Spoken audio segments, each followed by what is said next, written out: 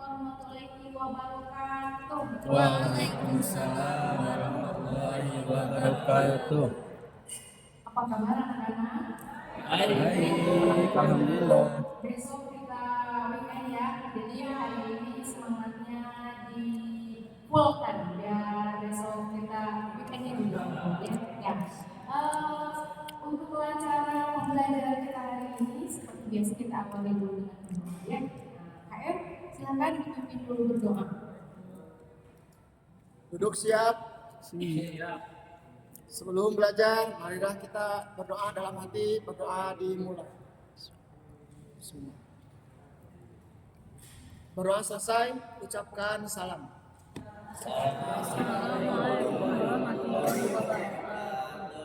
Waalaikumsalam warahmatullahi wabarakatuh. Gimana semuanya sehat? Badannya sehat ya? Dompet sehat? Tidak, akhir bulan Nipis bu. nipis bu. Tidak sehat, mudah-mudahan badannya sehat ya. Kalau badan sehat kan kita belajarnya juga jadi semangat ya. Oke, Ibu lihat yang hadirannya ini dihitung hadir semua ya. Alhamdulillah, meskipun akhir bulan, alhamdulillah kita masih semangat untuk belajar. Minggu kemarin kita kan sudah belajar tentang campuran homogen dan heterogen. Ya, masih ingat? Ada yang masih ingat? Atau ada yang sudah lupa? Atau lupa semua? Ada yang masih ingat? Ya, ada yang masih ingat? Coba untuk menuju pengetahuan yang kemarin ya. Coba lihat ini, ada gambar apa nih? Nih, ada gambar apa nih? Air teh. Suruh. Ini biasanya kalau sudah ada iklan sirup ini, menggunakan nama ya, karena belum ada iklannya, Orson. Nih, coba apa?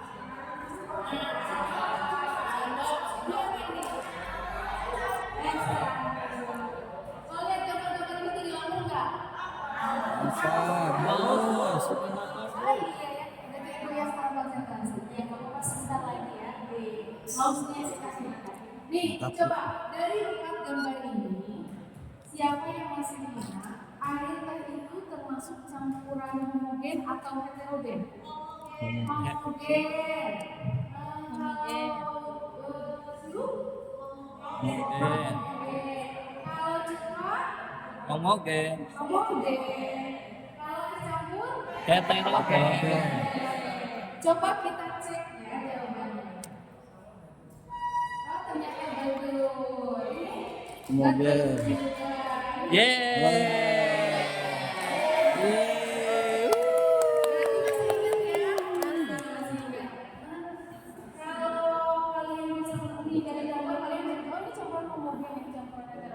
Siapa yang mau menjelaskan apa perbedaan campuran homogen sama heterogen? Ajis bu. Ajis. Ajib.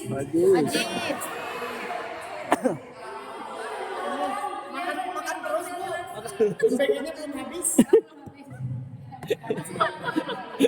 Bina, coba lu masih juga apa bedanya? Adik kan? Man of the match, my bisa. Buksa. Betul. 700 sebutin. Yaitu campuran yang masih bisa dibedakan antara zatnya. Betul. Campuran homogen saja yang memang tidak bisa dibedakan antara campurannya. Kalau heterogen itu bagaimana?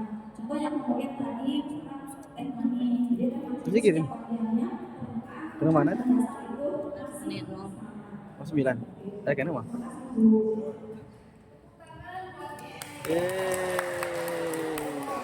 Jadi kalau campuran homogen itu penyusun-penyusunnya tidak bisa dibedakan. Ini coba kita manis. Kalian lihat nggak misalnya, Bu, kita lurus tengahnya, tengahnya cair, tengahnya gula enggak ya? Tapi seluruh bagiannya itu kita lihat sebagai teh manis. Teh manis. Kalian juga nggak bisa misalnya, Bu, saya mau ngambil tehnya, kan nggak bisa ya? Atau misalnya mau ngambil gulanya nggak bisa. Berbeda halnya dengan campuran heterogen. Bu, saya mau suka agarnya yang dimakan duluan, jadi makan dulu agarnya. Bu, saya mah suka buahnya, jadi diambil dulu buahnya, gitu ya. Jadi kemarin kita sudah belajar bahwa campuran ngomongin adalah campuran yang penyusunnya sudah tidak bisa dibedakan dan komposisinya merata, sedangkan campuran heterogen adalah campuran yang masih bisa dibedakan penyusunnya. Bagus ya kalian semua. Nah sekarang coba perhatikan.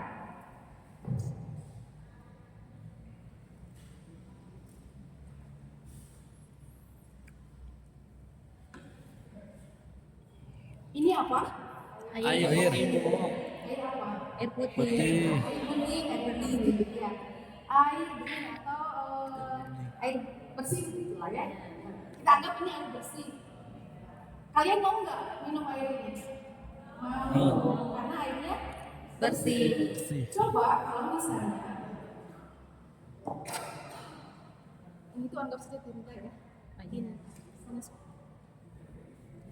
Ketika ibu tuangkan, ini air, nih air bersih. Ibu tuangkan tinta.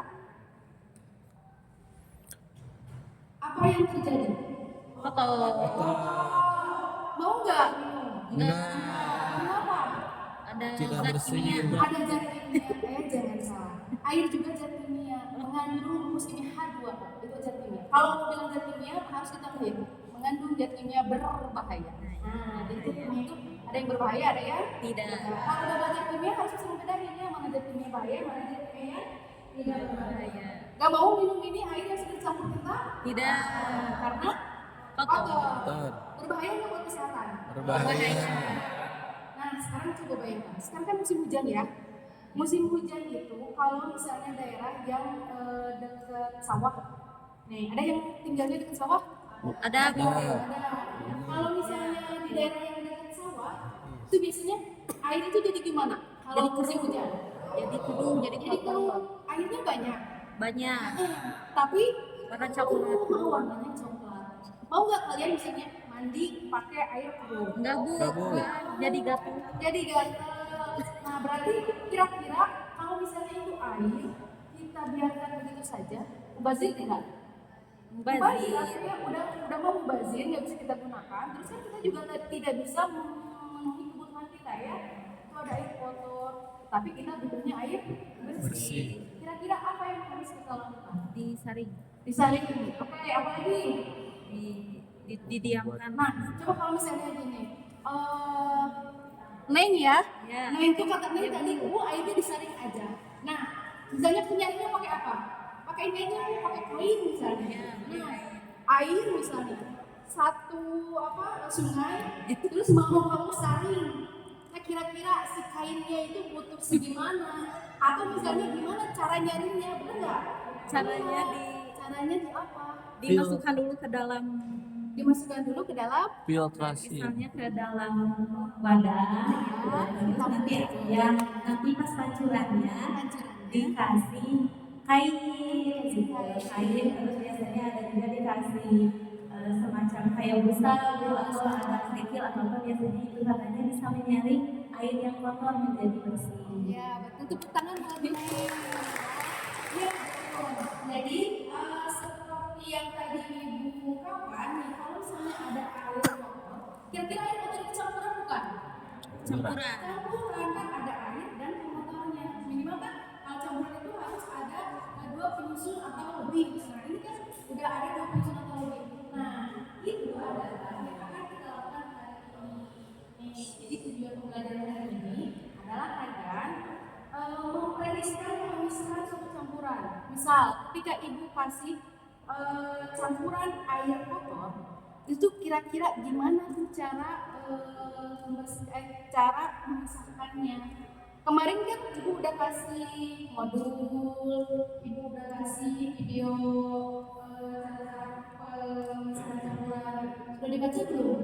Sudah. Kalian kan rajin ya, sudah baca. Sudah ditonton?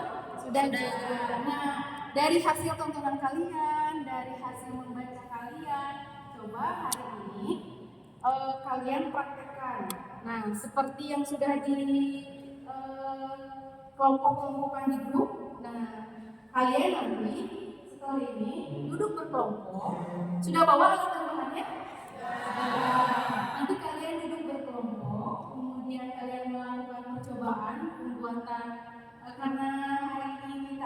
merasakan campuran air kotor, maka kita hari ini akan menjernihkan air. Nah, kalian duduk berkelompok, buat alat penjernihan airnya, kemudian nanti kalian isi LKPD yang sudah Ibu bagikan ke kalian. Ngerti? Ngerti, Bu. Ngerti, Ibu. Ngerti. Ibu, kalau misalnya Ibu kemarin kita di kelompok ini dari apa? Kan kalian juga sudah tes ya? Yang Google Form yang Ibu share, kalian sudah isi. Nah, hasilnya dari hasil tes itu, Ibu bagi kalian menjadi kelompok-kelompok yang sekarang. Mengerti? Mengerti. Silakan duduk per kelompok dan lakukan percobaan, ya.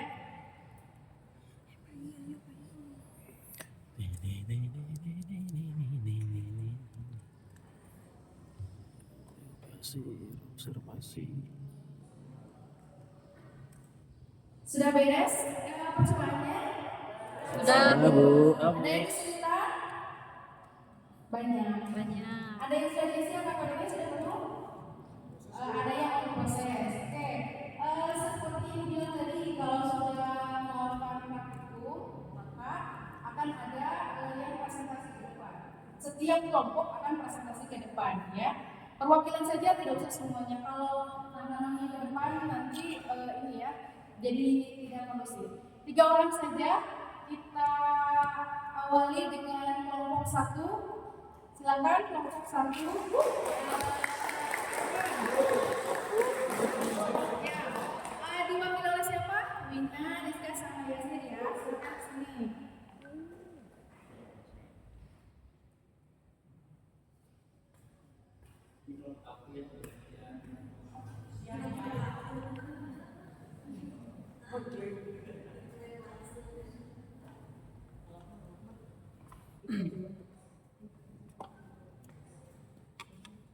LKPD-nya nggak dibawa?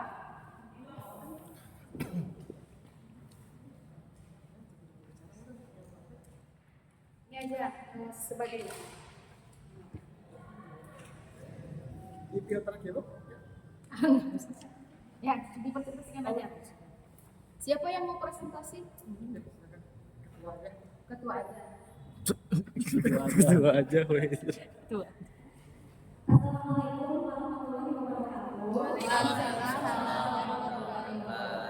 Teman-teman, perkenalkan saya dari kelompok 1. Saya seperti diberi Alina Nurana dan teman saya. Yasir. Teman saya satu lagi. Pada kali ini saya akan mempresentasikan hasil dari praktik penjernihan air. Untuk pertama, yaitu saya akan menginventarisir yaitu alat dan bahannya. Yang pertama itu ada kapas, yang kedua ada batu kerikil, yang ketiga ada pasir halus, pasir kasar, kerikil dan terakhir adalah alam dan sabun kelapa. Untuk fungsinya masing-masing, yang pertama itu adalah di bagian atas adalah kapas, itu berfungsi sebagai penyaring awal. Yang kedua itu ada batu kerikil yang untuk penyaringan kedua seperti daun dan bahan-bahan yang kasar. Yang ketiga itu ada alam, itu untuk menyerap bau dan zat warna. Yang terakhir di lapisan terakhir juga ada kapas sebagai penyaringan terakhir sebelum dilakukan penampungan. Mungkin seperti itu hasil kerja kelompok dari kelompok 1. Terima kasih atas kesempatannya. Wassalamualaikum warahmatullahi wabarakatuh.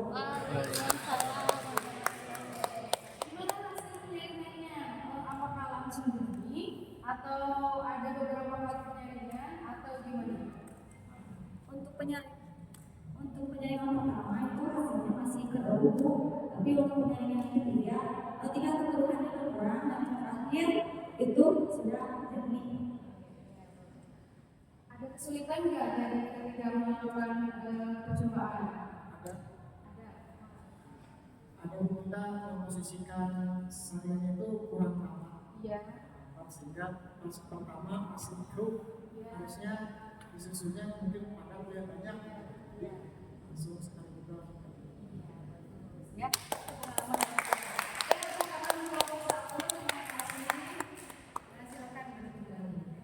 Terima kasih ya.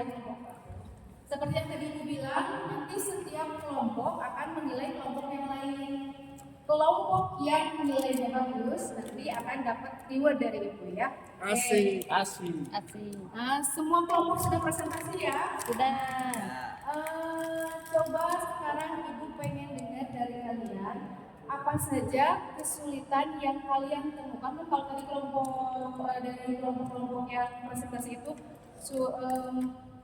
penempatan alat, penempatan bahan ya, penempatan bahan penjaringan airnya, kemudian kerapatan bahan-bahannya.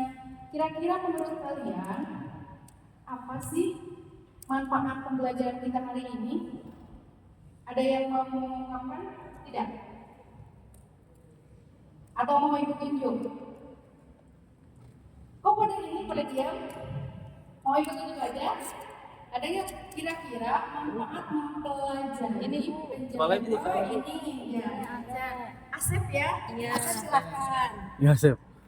Ya, Ibu, nama saya Asep Sarofi. Ini manfaatnya, mungkin kalau dikaitkan dalam kehidupan nyata, bisa digunakan untuk penyaringan air yang keruh. Biasanya ada di daerah pedesaan. Misalnya rumahnya dekat sawah, biasanya keruh. Nah, salah satunya dengan konsep filtrasi tadi atau penyaringan tadi bisa mengurangi tahap keruh tersebut. Walaupun itu bersifat mekanik secara biokimia atau bakteri-bakteri yang itu sangat manfaatnya. Terima kasih. Tepuk tangan buat Asep. Enggak, Sep. Wah, Pak Sep. Betul. Jadi Asep Sarofi. hari ini kita sudah mempelajari tentang bagaimana cara pembuatan alat penjaringan air. Mudah-mudahan ini misalnya kalian hari ini belajar di sekolah. Siapa tahu misalnya nanti kalian merantau gitu ya. Udah ibu misalnya bersih dapat DRM gitu. Iya, nggak apa-apa sekarang tidak terpakai. Tapi siapa tahu nanti kalian merantau kemudian menemukan daerah yang airnya itu kotor, kemudian dengan ilmu yang kalian pelajari hari ini, kalian bisa mengaplikasikannya sehingga nanti kalian di sana bisa menjadi orang yang bermanfaat gitu ya. Kemudian, oh ya, tadi kan kita sudah bagikan itu ya kertas, kemudian kalian menilai kelompok yang terbaik dan ternyata kelompok yang terbaik itu adalah kelompok 1.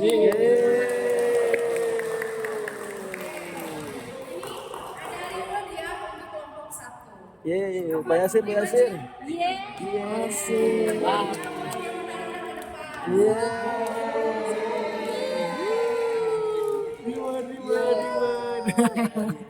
Mantap nih, Bos. Pak Ipan.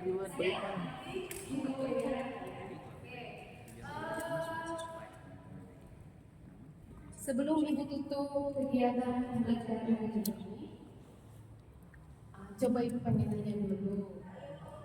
Hari ini kita sudah memisahkan campuran, yaitu campuran kayu kotor. Kira-kira cara pemisahan apa yang tadi kita lakukan? Kan kemarin kita sudah belajar ada kromatografi, ada filtrasi, ya ada sublimasi. Kira-kira yang tadi termasuk apa? Filtrasi. Betul. Jadi setiap campuran itu punya karakter masing-masing. Dan dengan karakternya itu, pemisahan yang kita lakukan itu bisa berbagai cara. Dan hari ini kita sudah mempraktekkan filtrasi atau cara pemisahan filtrasi untuk air kotor ya. Nah, ibu bagikan link untuk post test hari ini. Prinsipnya kan sudah ya yang itu kemarin. Ibu kirimkan link. Coba dibuka dulu. Cari aman aja. Cukup. Ada linknya? Ada. Oke, kalau sudah ada, silakan isi soalnya. Ibu kasih waktu 5 menit cukup nggak? Cukup, Bu. Paling ternyata so, 5 menit dari sekarang.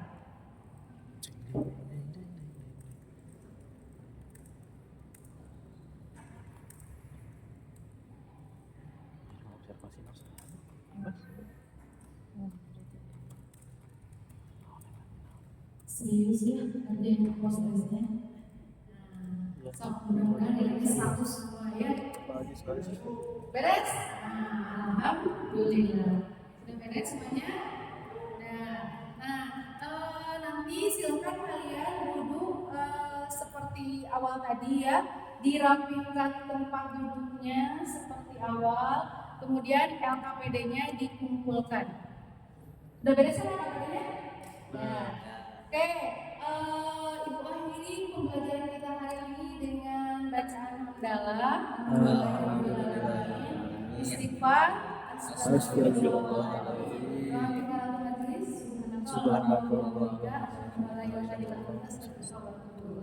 Minggu depan kita bertemu lagi ya, mudah-mudahan dalam keadaan sehat walafiat dan Amin.